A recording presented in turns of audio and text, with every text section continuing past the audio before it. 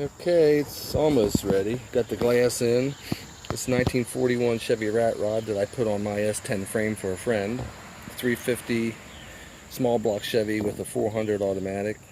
I rebuilt everything on the brakes, all new hardware, wheel cylinders, rubber lines, steel lines.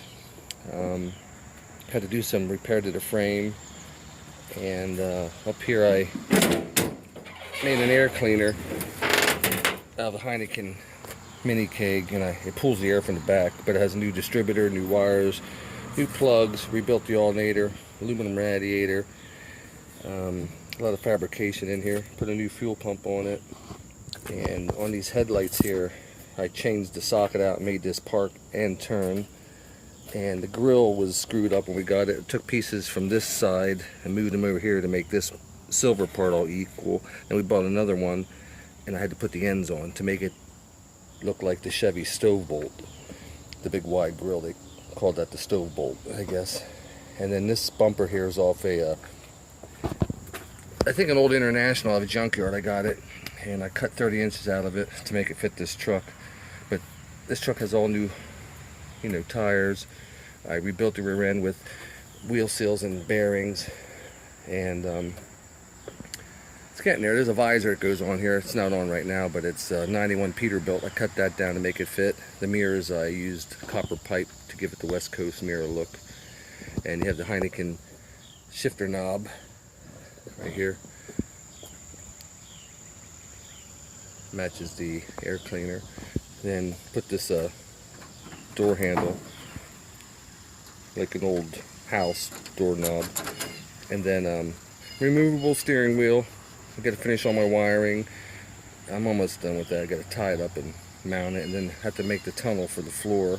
I'm going to put that old Ford insert there for the gauges. It's on the floor over there. That's I think that's an old Ford pickup truck seat. I got it all burned up with welding and stuff, but it's a rat rod.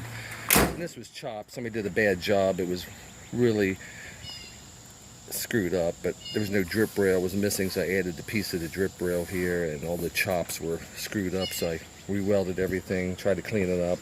Just a rat rod. Not going to worry about it. These are my old stacks off my my old truck that's sitting in the garage there. I gave them to him so he could use them.